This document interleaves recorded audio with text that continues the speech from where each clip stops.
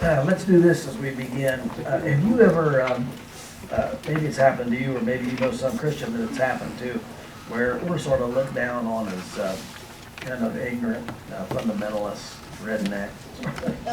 You heard that? That you? Just for the fun of it, let's see who's in our room. Let's just see who's in there. I'm going out on a little bit of a limb here, but how many really have made their living, all or part, as being computer kind of specialists? Look around you, folks. How many are artistic? You make things. You maybe make quilts. You maybe paint. Any artists? Okay. Okay, great. What's your specialty, ma'am? Crochet. Crochet? Sure. Yes, sir. I make homemade baskets, egg baskets. Homemade baskets. Yeah. All right. So we have some artisans. We have some computer folks. How many have been school teachers at any level? School teachers. Look around you. Good. How many are interested in have degrees or just training in the physical sciences? Physical sciences. All right. Physical sciences. Look around. All right, who are we missing? How many are oriented more towards history, philosophy, religion, that sort of thing? Reading, yeah, that'd be me.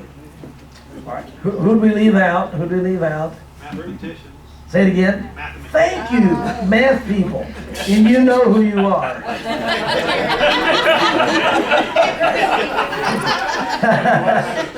He broke his arm, patted himself on the back. Did you see that? All right, who'd we leave out? Seriously, who'd we leave out? The dumb ones. The dumb ones. Hey, I'll tell you, some of the smartest people I've ever met have been farmers. Those guys have skills in so many. Any farmers? Anybody farm? Oh, yeah. Farmers? All right. How many, who in this room could fix a car? You have my undying admiration. Plumb a house, good. Electricity? Wiring? Wonderful. I can fix a lawnmower. We have to talk afterwards. Now, no kidding. Who we missed? Finance. Yes. Thank you, George. Is there anybody in this room who understands how money works and can make money? Wonderful. Great. My wife and I got into real estate a lot of years ago. And it's been very, very good for us. All right. Who'd I leave out? Grammarians. Say it again. Grammarians. Grammarians. I don't think we got none of them. I don't believe. Grammarians. How's your grammar? She passed on. Thank you so much. I'll be here till Thursday. Professional athletes. Well, I never was a pro, but boy, I sure won a lot of stuff in my day. I almost made the Olympic team in 1980. I broke 9 American records in powerlifting. And I did fight professionally for a while. I had 6 professional fights. My wife won 5, I won.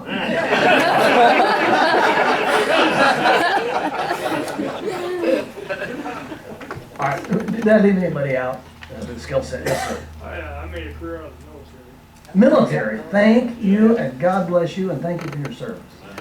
Sales. Sales, yes, sales. What branch of the service? What? I was in the Navy and the Army. Navy and the Army. Wow, how many total years? 21. 21 years.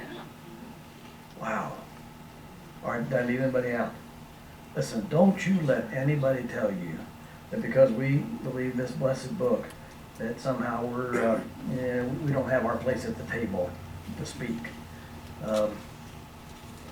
Dwight Moody once said that a plowboy with his Bible, I forget the exact quote, but was more informed than a lot of folks who've read a lot of books that aren't true. And it always used to kind of gall me when somebody would say, well, he's redneck, fundamentalist, stupid, Really? Not true. Not true. Years ago, I decided to take some courses at a very, very, very ultra-liberal school. It was Butler University, Indianapolis, CTS, Christian Theological Seminary. And I was working my way through my doctoral program, and one of my professors said, I think it'd do you some good to take a course up here or 2 or 3. I don't know if that was good advice or not, but I did. I took a couple courses up there. And, wow, where did I get my eyes opened? It was phenomenal. And so one night we're in a class. The class was about 50 people, give or take. And it was a class on the history of ethical thought. And the professor was a nice man. I really liked him. I really did. When my father passed away, he was very kind to me and a good man, but didn't believe anything. Didn't believe a thing. He had a PhD. I think that stood for post-hole digger. But he was a piled higher and deeper. But he was a good guy. So one night we're in class, and Dr. Town was ready to open the class, and this young lady was sitting next to me about 3 seats down. And I was probably in my mid-40s then, and she was probably 25, something like that. So she's sitting over here. And she said, Dr. Town, before we start the class, I have an announcement to make. So she stood up and she said, I've chosen tonight, this class, to come out of the closet. And she proceeded to talk about herself and her orientation, sexual orientation, which are sexual sins. So and then she closed with this. She said, and the church where I'm a youth minister, they already know this, and they're fine with it. Well, the class gave her a standing ovation, except for one person. So I just kind of sat there. So when Dr. Town got up, he said, Holzbauer, he said, I suppose you'd like to say something. He didn't think I would. I'm a gentleman, and I stood up and I said, I'd like to talk to the class about Archimedes. I want to talk to you about Archimedes. Everybody looked at me like, where's this going? So we talked about Archimedes, and we talked about his genius at math, and the fact that he did all these extraordinary things with weaponry, and he was just way ahead of his time. And Archimedes one day made a boast. He said that with one hand, he could lift a merchant ship out of the water and dump its contents into the harbor. Well, I've seen some guys lift some pretty heavy stuff. I never saw anybody that could with one hand lift a ship out of the water and dump its contents into the harbor. But Archimedes bet that he could do it. So the bets were covered, and Archimedes rigged up a series of levers, and with one hand, he turned the ship over in the harbor. Now, Archimedes then made this statement. He said, if I had a place to stand. By the way, Archimedes is the guy, that found the content of the King's Crown, the volume, and ran through the streets going, hey, Rika, Eureka, which means I have found it. So, but Archimedes then said this. He said, if I had a place to stand, I could move the world. And then I said this to the young lady. I said, I bear you no ill will at all. But your problem is you don't have a place to stand. And I said, the fact is, it's kind of the problem with this whole class. We're talking about ethics, but we don't have a place to stand. Well, to the class, I was the fundamental guy. No fun, all damn, no mental. But Dr. Town had to agree that, yes, we do not accept this as true.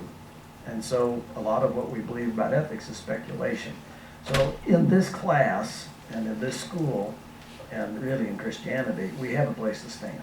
Amen. And with this, we can move the world. So as we progress, it's not all just facts, and I try to throw some fun in as well, but we have a place to stand. All right, when we took our break, goodness, that's been 4 days ago, we were with the Sadducees, and we found out, I think we start with this. The Sadducees were a much smaller group than the Pharisees, but they had a lot more political power. And I think the last thing I said was the Greek influence into Judaism came in through these Sadducees. Now, here's where the Sadducees and the Pharisees differed. Both groups interpreted the law literally. Both groups did that. But the Sadducees threw out the Mishnah. They threw out this oral tradition. And that angered the Pharisees, and so they were bitter enemies. Now, the Sadducees, again, they just held to the interpretation of the Torah, first 5 books. And they didn't believe the rest of it. They denied the existence of angels and spirits. We talked about that. And if you think of a ritual, when you think of Sadducees, think of temple ritual. You think of Sadducees, think of temple ritual. Isn't it wonderful today that humans are so enlightened that we don't put much stock in ritual? Oh, wait a minute. Sorry about that. Yes, we do. Well, ritual then becomes an end in itself, and the Sadducees were very big on the ritual. These were aristocrats, and they were political opportunists. Which way is the wind blowing? Isn't it wonderful that our politicians today don't care about polls, they just want to do what's right? Now, they opposed Christ, as did the Pharisees, and they opposed Christ for a reason. They did not